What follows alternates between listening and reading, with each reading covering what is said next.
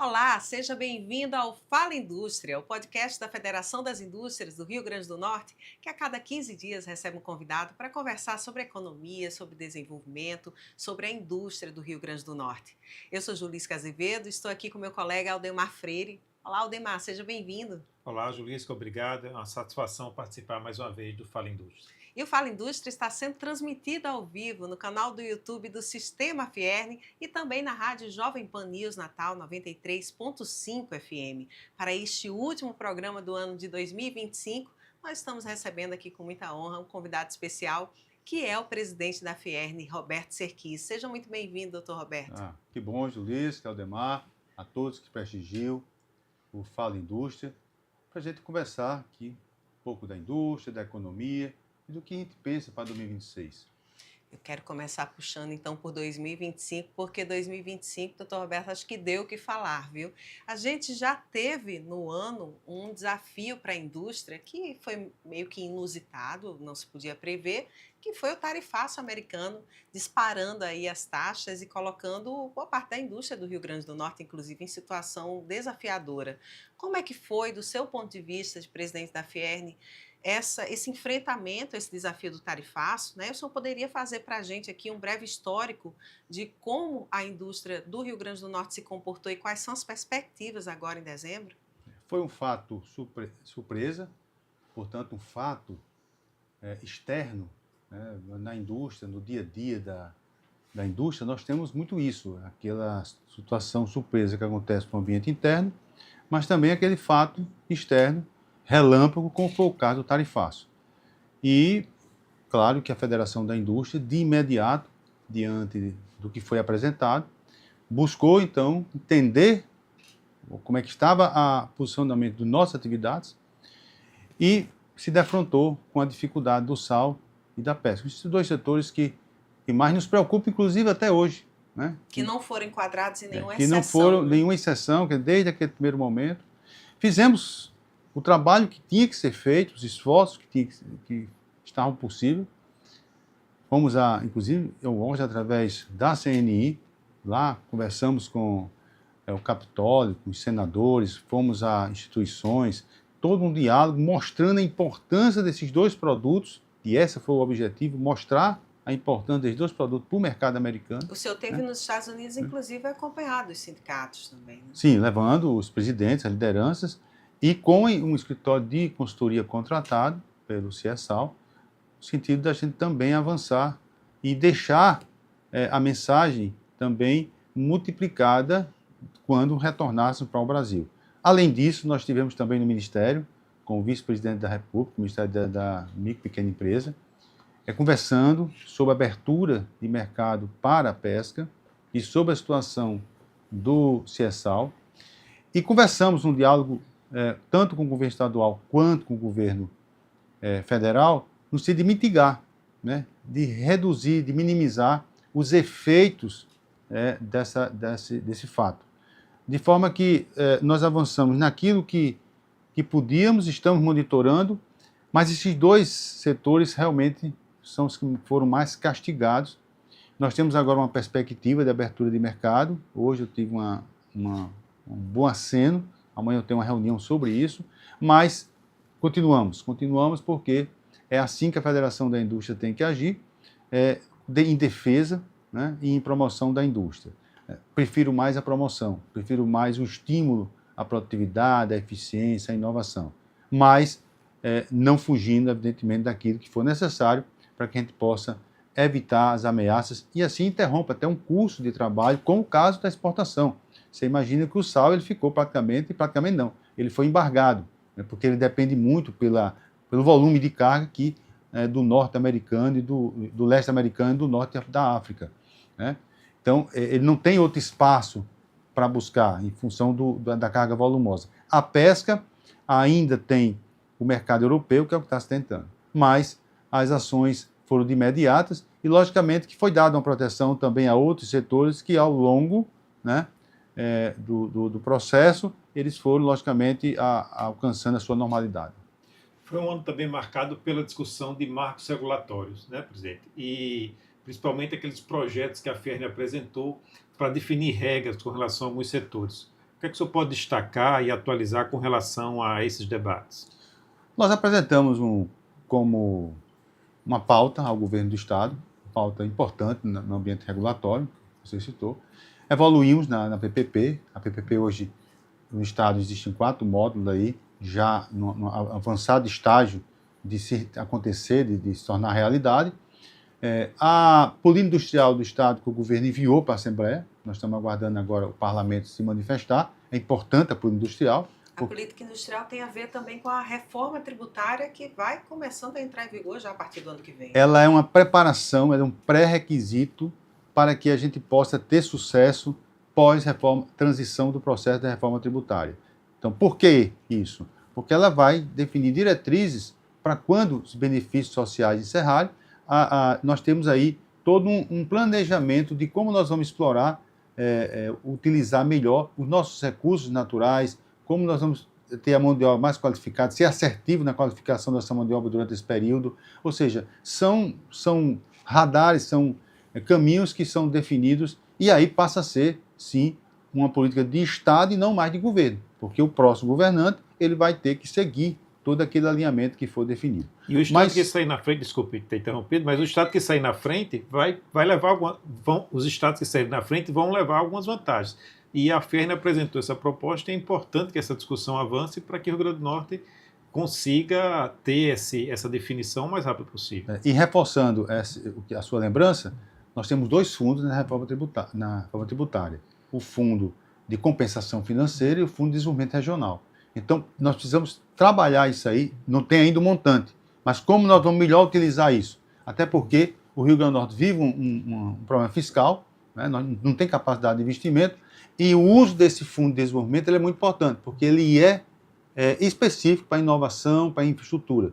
Então, é necessário que a gente tenha um olhar também especial. Daí a importância do que você lembrou bem. Mas existe um outro projeto que está em discussão e que me preocupa bastante, que é exatamente a revisão da Lei Complementar 272, que é uma lei de 2004, uma lei que trata do licenciamento ambiental, e ela precisa ser modernizada, para que ela possa trazer mais agilidade ao processo de licenciamento no Estado. Nós precisamos igualar, digamos assim, a competitividade com o ambiente regional, tornar esse ambiente capaz de realmente absorver investimentos e os industriais daqui puderem, então, também aumentar os seus negócios aqui no Estado. Há uma preocupação nossa em relação a 2 itens, né? Que se evite, de repente, a gente colocar algum tipo de situação em dicotomia com a lei federal. Então, por exemplo, previsibilidade. A lei federal ela traz prazos, então é preciso que a nossa lei estadual ela siga esse mesmo rito, né? A mesma coisa com relação à preocupação ao aspecto técnico. Nós precisamos fazer uma legislação de forma objetiva, seguindo os parâmetros técnicos, né? Nós temos profissionais qualificados no órgão ambiental do Estado, que sabem exatamente o que precisa ser feito, e nós temos tido esse diálogo. Agora, o que nós temos que vacinar é que esse ambiente de negócio no Estado do Rio Grande do Norte, ele precisa de um comando que possa evitar que algumas situações possam contaminar um processo que tem tudo para ser favorável a que a gente possa ter uma legislação moderna, capaz de acelerar o licenciamento, de dar foco nos grandes potenciais do Estado, que são exatamente os ativos naturais. E esse ativo natural, uma vez resultado em renda, emprego e dignidade, ele possa também dar base para que a gente possa dar um apoio também à indústria de transformação, que é um outro ambiente que precisa de se trabalhar muito, ou seja, retomar, resgatar a industrialização do nosso Estado. Presidente, já que o senhor puxou para essa questão do que é preciso ter de ação com relação ao poder público também, eu já queria adiantar aqui e puxar a eleição do ano que vem. A gente vai para um ano 2026 de eleições gerais, né? Eleições para presidente, para governo do Estado. Como é que o senhor vê, o que é que o senhor espera desse ano e o que é que os candidatos aqui do Rio Grande do Norte vão precisar defender, observar do ponto de vista do aspecto econômico, principalmente, que é a nossa pauta?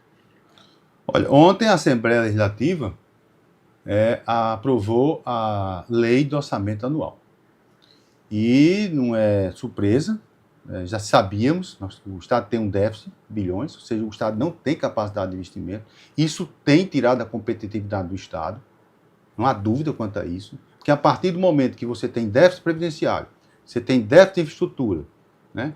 Você tem uma série de situações que precisam ser recuperadas, né, no Estado para que esse ambiente fique mais plausível, porque existe, quando se fala em investimento, em crescimento, em desenvolvimento, você tem os dois entes, o público e o privado. Cada um tem que fazer a sua parte. O privado está preparado e a Federação da Indústria tem trabalhado isso através de projetos aqui que vocês têm conhecimento, né? É público isso aí, o projeto de meritocracia, para que cada setor possa ser fortalecido. Mas nós precisamos de quê? De legislações claras, que é o que a gente está propondo, e precisamos também do investimento na infraestrutura. Você precisa de porto, você precisa do aeroporto, você precisa de ferrovia, você precisa de um ambiente de negócio onde todos estejam voltados para o desenvolvimento do Estado. Abrindo um parênteses, um desenvolvimento com sustentabilidade.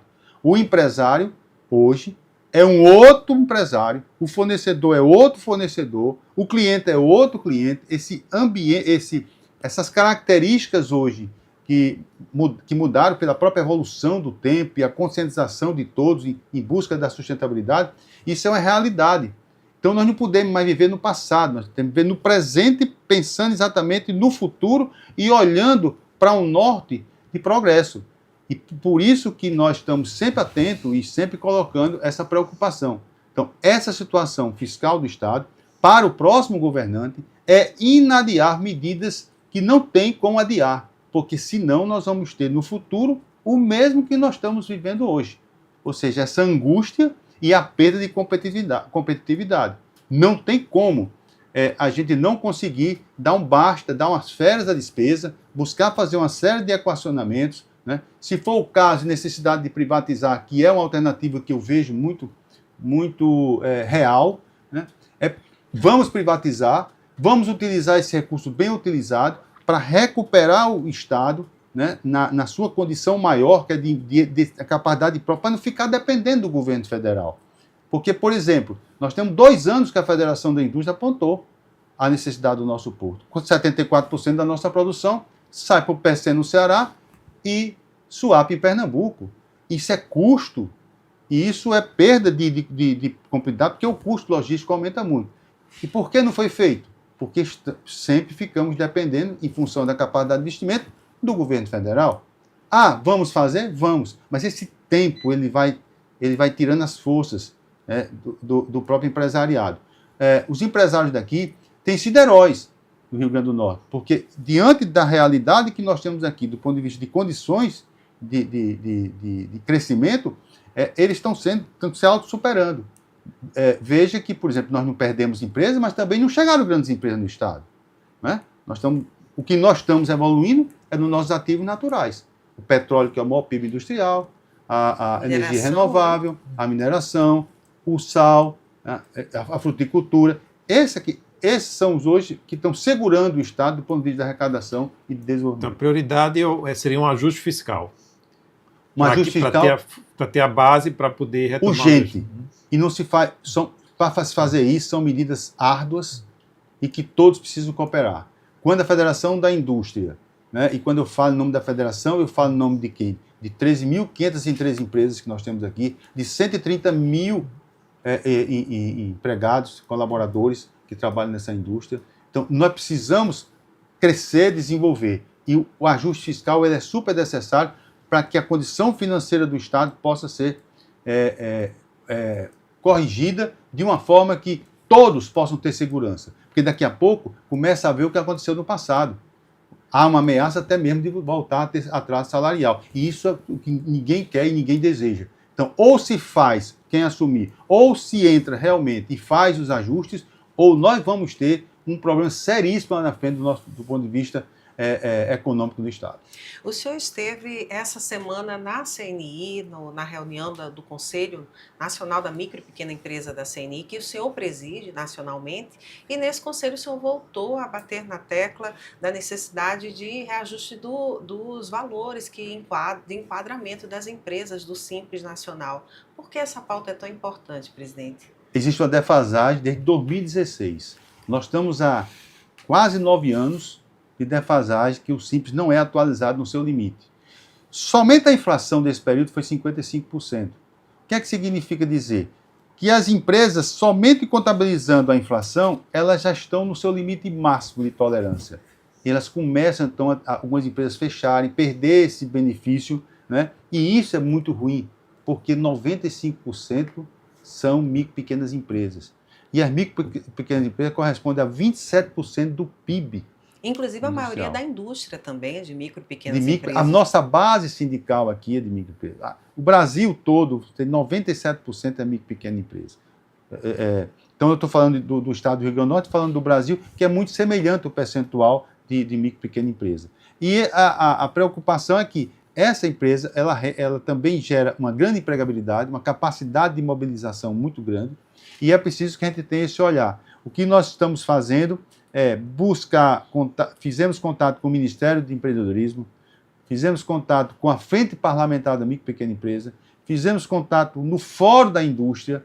Todo esse trabalho, uma vez presidente do COMPEN, que é um Conselho de Micro e Pequena Empresa da CNI, são 39 entre federações e associações. Então, nós estamos todos imbuídos do melhor propósito de sensibilizar os nossos parlamentares para que coloque isso em pauta, seja discutido e que a gente possa, pelo menos, fazer a correção inflacionária para dar esse fôlego e essa revitalização para a micro e pequena empresa.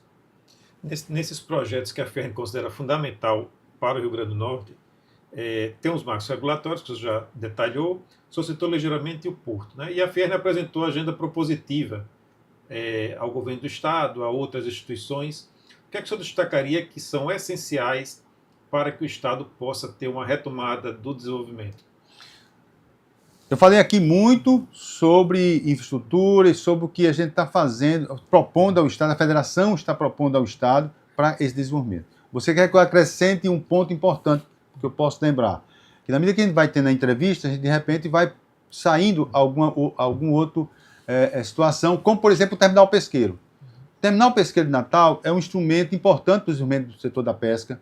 Nós temos uma pesca gigante aqui no litoral norte, né? O atum então é muito, muito forte aqui a nível mundial. Barcos internacionais vêm pescar aqui na nossa costa e não tem um estaleiro para dar assistência a esses barcos. Eles saem daqui para fazer rodar para os estados vizinhos, para fazer as correções, os ajustes, as manutenções. Aqui não temos estaleiro, mas nós temos um terminal pesqueiro que pode se tornar hoje, já existe um pequeno estaleiro lá, e com o leilão que foi ganho, o nosso esforço agora é para exatamente que esse terminal possa funcionar. A Federação da Indústria fez uma articulação entre prefeitura, CBTU, Infam, tá? e o IDEMA, para que a gente possa, tá? Fazer o acesso para esse terminal e assim essa empresa que ganhou o terminal possa operar na sua plenitude, cumprir os condicionantes e assim a gente ter definitivamente um terminal funcionando, trazendo então um ponto de desenvolvimento que aí seria mais focado na questão da pesca, mas que tem um potencial enorme aqui no Rio Grande do Norte. E até porque a estrutura já existe, né? Já está lá. Presidente, esse ano a gente falou há pouco tempo sobre o senhor ter passado por algumas fronteiras aí para ir aos Estados Unidos, defender os interesses do Rio Grande do Norte, mas o senhor foi mais longe também. Levou a FERN pela primeira vez para uma feira industrial na China. O senhor acompanhado da diretoria, dos sindicatos. Como é que foi essa viagem? O que é que a FERN trouxe de resultado, de positivo dessa viagem à China? Nós completamos agora 2 anos de gestão e nós estamos cumprindo rigorosamente o planejamento que foi feito. Se fala muito em planejar e planejar. A Federação da Indústria tem um planejamento e vem cumprindo rigorosamente com ajuste necessário, mas cumprindo. Faz parte da promoção da indústria exatamente a gente entender melhor o que está acontecendo lá no outro continente, na China. Se fala muito, nós recebemos aqui, compramos produtos da China. Quer dizer, as pessoas no dia a dia, no seu cotidiano. Provavelmente aqui nessa mesa alguns produtos deverão ter vindo da China. Por que isso? Por que vem da China? Por que não no Brasil? Por que não essa indústria de transformação que eu tanto falo, ela não está por aqui conosco e nós precisamos reativá-la? Porque as grandes nações priorizaram as commodities. Por bom tempo, ignoraram essa indústria de transformação. E viram, a partir da pandemia, a necessidade de retomada, de neoindustrialização, que é o que está acontecendo. Então, o que é que nós fizemos? Vamos conhecer esse ambiente. Foram 28 industriais, 24 sindicatos representados, com seus primeiras lideranças, conhecer esse momento. Nós fomos para uma feira chamada Cantofé, em Guangzhou, uma cidade com 18 milhões de habitantes, imagina aí uma São Paulo, né? Onde tem exatamente o núcleo da indústria de transformação. Fomos Shenzhen, que fica mais ou menos a 100 e poucos quilômetros, que é outra cidade, que fabrica 85% dos aparelhos eletrônicos celulares do mundo. 85%. 85% dos celulares do mundo. Vejam, quando você entra na feira, então você vê realmente a China nessa indústria de transformação potente, forte, na questão da produtividade e da inovação. Eles estão sempre buscando isso aí. Eles são muito agressivos. A China ela encara a competitividade. Para vocês terem uma ideia, nós tivemos lá e levamos, desses 24, 20 empresários foram conosco conhecer um parque industrial. Nesse parque industrial, você tem vários pavilhões, né, com vários tipos de máquinas da indústria de transformação. Envasadora, rotuladora, empacotadora. Que você imaginar que for dessa área de indústria de transformação, eles têm lá. E são pavilhões onde tem matrizes prontas para pronta entrega. É questão de 1 mês, 2 meses, ele montar aquilo que necessita o empresário. Então, se o empresário quiser uma peça, uma rotuladora para envasar 2.000 peças, ele vai envasar 2.000 peças e se depois ele vai instalar naquela moda, naquela matriz, esse dispositivo, se lá na frente o mercado dele evoluir, ele vai trocar isso aqui por um de 5.000, de 6.000, de 10.000. O que é que significa dizer? Da possibilidade de escala. Então, isso é uma evolução que eles estão trazendo para facilitar. Quando você vai olhar, por exemplo, a forma como eles estão agora olhando para a entrega do produto, ele já entrega o produto com os itens principais de reposição da máquina para dar longevidade a essa máquina e dizendo que tal dia, tal mês, 2 meses, 3 meses, o período, tem que trocar aquela peça. E ele dá a primeira peça. Para quê? Para que você introduza no seu processo a manutenção preditiva, aquela que é determinada, que é diferente da manutenção preventiva, que a preventiva é aquela que a gente faz nos nossos carros, nossos veículos, nossas motos, vai lá e tem um checklist. Não, você tem a data certa de mudar. Então, essas evoluções trouxeram para a China o quê? Qualidade, padrão e preço, porque eles têm escala. Então, você imagine uma máquina, as máquinas que nós vimos lá, com 1/3 do valor aqui no Brasil. Isso foi o que nós identificamos lá. A federação fez um trabalho de mapeamento, fez o pós, na indústria a gente tem muito que a gente chama de pós-venda. Você olhar o pós-venda, como é que está o seu produto, como é que está o desempenho do seu produto no mercado. Nós fizemos aqui o pós-evento, ou seja, nós fizemos um mapeamento e entregamos aqui para os industriais, aqueles inclusive que não puderam ir, foram todos convidados, e receberam aqui um portfólio, com fornecedor, com tipo de máquina e tal, para motivar, né, e todo esse time que foi de empresários compraram. Quem foi planejado comprou, quem foi planejado veio com uma visão de mundo diferente, e esse foi o objetivo maior, Julisca, Aldemar, foi o telespectador. Foi exatamente fazer com que nós tivéssemos a noção exata do que está hoje a China, para que a gente possa evoluir, inclusive trazendo as novidades como vem aí.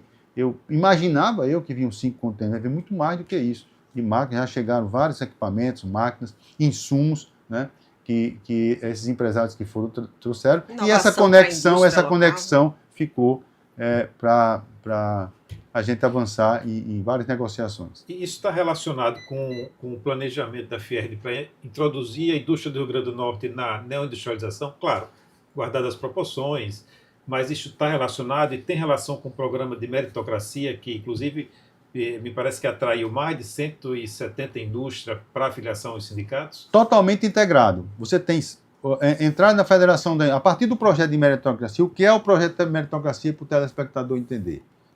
É um projeto que tem um orçamento e a condição funcional, física e funcional, para que os seus líderes, os presidentes, possam desenvolver os projetos que fortalecem aquele setor. Aí a gente chama mais a indústria de transformação, que são a maioria dos nossos sindicatos aqui. Essa é a perspectiva, trazer, tá certo? Uma condição melhor. Isso aconteceu, os sindicatos passaram a ser mais proativos, passaram a ser mais efetivos. O que é que isso chama? chama a atenção e os empresários começam a entender que aqui é a casa dele, aqui é a casa da indústria. E o que é uma casa? A casa é um acolhedor. Você acolhe o empresário. Para quê? Para dar segurança, para dar proteção, para dar apoio para que ele possa melhorar o seu negócio. Então, a partir daí, aconteceu essa evolução numérica de 178, e isso é um número que já está maior. Tá? Já aumentou. Já aumentou disso aí. Eu agora fiz uma peregrinação nas confraternizações e todos os discursos dos presidentes, eu fui a todas as confraternizações de sindicato, e todos eles citando, agora mesmo conversei hoje foi do Sindipan, todos mostrando os avanços e os novos membros chegando à federação. E, logicamente, que um projeto como esse, de você levar o empresário para fora para conhecer realidades diferentes, continentes, o que está acontecendo, claro que ele traz para o seu ambiente aqui várias informações, como eu estou passando aqui, várias informações de que consegui constatar lá. Presidente Roberto Serquis, a gente já está indo aqui para os 5 minutos finais do programa, mas eu não queria encerrar sem que o senhor fizesse aqui um balanço de como foi nas entidades ligadas ao Sistema Fierne o ano de 2025. Queria começar pelo Senai, porque vem notícia boa aí na área de energia eólica, né? Todas as casas, SES, Senai e EL, que fazem parte do Sistema Fierne, elas foram fortalecidas pelo Senai. O Senai hoje, dá uma atenção especial àqueles, porque ali nós temos o Centro de Tecnologia Petróleo e Gás e Energia Renovável, ali na Bal Gouveia. O Senai ali, ele tem essa referência nacional. Então, pensou em energia renovável, pensou em petróleo, porque nós somos o maior produtor de petróleo em terra. Nós temos um potencial de geração de energia eólica em terra hoje, disputando primeiro lugar em toda hora, para frente e para trás, né? E nós temos um potencial eólico offshore, aqui mapeado no mar, tá? E que precisa da atenção. Então, jamais o Senai deixou de dar essa preocupação. Tanto é que o Senai construiu uma fábrica de boias, hoje a boia que é fornecida para toda a margem equatorial, né? E, inclusive para o Brasil, de boias são equipamentos gigantescos, boias né? gigantescas, boias que fazem a medição da intensidade, da constância, a cada tempo, a cada hora, a cada perspectiva, noite e dia, do que é preciso a gente ter de informação para a gente o quê? Melhorar quando a gente for instalar 2 aerogeradores, que eu vou entrar exatamente na grande novidade, que é a primeira licença prévia que foi concedida pelo IBAMA para o Rio Grande do Norte, e nós estamos nessas tratativas para até 2027 instalar 2 aerogeradores aqui, energia eólica. Vai ser no mar, ali pertinho de Areia Branca. Na costa norte, próximo ao Porto Ilha, gerando energia renovável eólica offshore, mar, para o Porto Ilha e também para algumas indústrias ali ao redor. Então, essas boias fazem parte de um trabalho de concessionante para a gente chegar e atender e transformar isso na realidade, né? Por outro lado, nós também avançamos, que criamos naquele ambiente uma usina de fotovoltaica, onde o Senai faz o monitoramento de vários investidores, tá? E painéis de vários fabricantes. É importante se perceber essa performance, porque nós temos um processo muito rápido de inovação e de novos fabricantes chegando e novas ideias. Agora mesmo nós temos hoje a gente usa muito a placa solar de uma face só.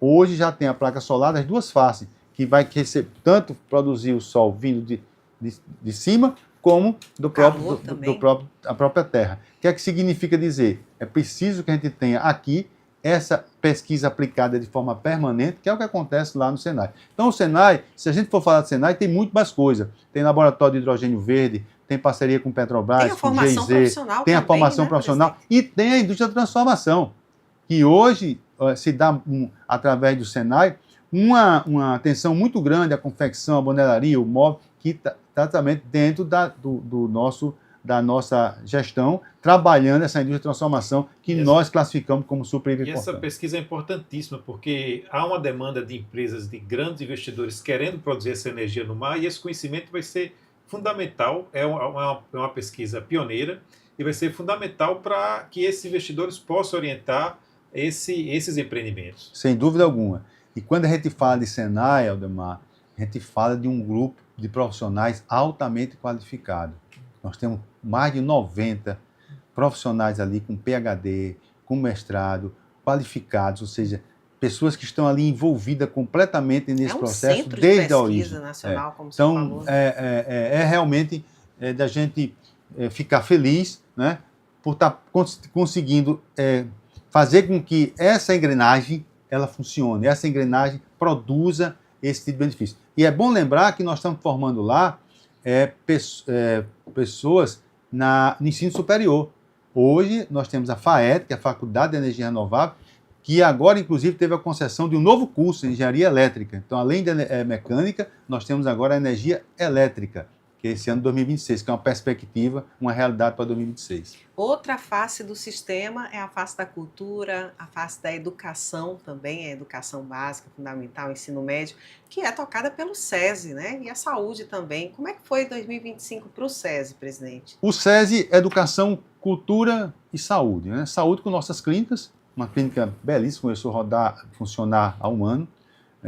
Ali na Prudente de Moraes, pertinho Prudente de Moraes, ali, da Cidade da Criança, né? Vizinho, colado na Cidade da Criança. Quando você sai ali da Alberto Maranhão, né, você descendo, você lá direito, você tem, indo para a cidade, você vai ter essa clínica. Qualquer pessoa pode ser atendida na clínica. É prioridade para o trabalhador da indústria, mais aberta à sociedade e com a estrutura que o telespectador pode entender. 12 especialidades médicas, 8 consultórios odontológicos, 2 laboratórios de análise clínica, fisioterapia, pilates, uma área de ensino, tratamento, todas as situações especiais.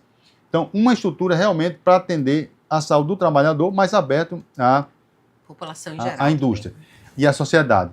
A mesma coisa em Mossoró, nós temos a clínica de Mossoró também atendendo, e agora, para 2026, nós vamos entregar a clínica de Caicó, para dar um atendimento ali mais específico na região do Seridó. Se a gente for para a educação, Julísca, que você tocou aí em várias unidades, nós temos hoje 3 escolas. A escola de São Gonçalo do Amaranto, uma escola de referência, diferenciada, assim como também referência em Mossoró, com robótica, com lousa digital, com a estrutura física adaptada a cada fase da educação, né, com professores altamente qualificados, com uma disciplina curricular e de metodologia, e a Escola de Macau, tradicional Escola de Macau, e estamos também com recursos já no projeto executivo finalizado para entregar em Currais Novos uma nova escola de referência.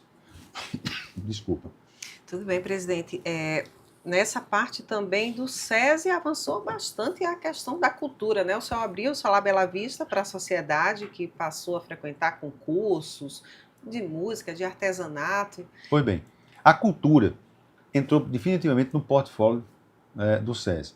E entrou a partir de onde? Onde você recebe, através daquela casa belíssima ali, da Junqueira, na Ribeira, né, se constituiu ali a Casa da Cultura Solar Bela Vista. Para exatamente, o que é que nós temos lá? Nós temos hoje dança, artesanato, arte cênica, carreiras criativas. O que é isso? É utilizar o material reciclado para gerar um produto. Você tem a dança, a música, e nós fazemos isso também migrando para as escolas. Transborda para as escolas, transborda para dentro da indústria, transborda para a própria comunidade. E no final do ano nós fazemos uma grande mostra, como foi feito agora, que emocionou porque lotou aquilo ali, e a gente viu o efeito da cultura em relação ao que ela realmente pode produzir, que é esse relacionamento com toda a sociedade. Então, temos o Festival do Industriário, que é outro projeto que vai para a 3ª edição, né? Inclusive lá no Solar, na Casa da Cultura Solar Bela Vista, a sociedade pode visitar o Memorial da Indústria. É importante que as escolas, os professores estão nos escutando, que busquem agendar e vão conhecer, levar a garotada para entender todo o processo de industrialização do nosso estado. Ali tem o Memorial da Indústria. Então, essa é a cultura que foi definitivamente instalada no portfólio do SESI. Então, SESI, cultura, educação e saúde.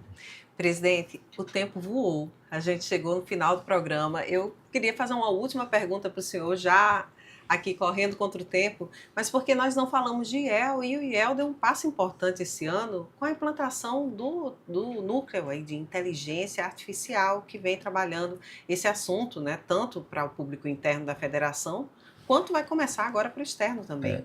IEL Instituto Evaldo Lodi, nome dos fundadores da Confederação Nacional da Indústria.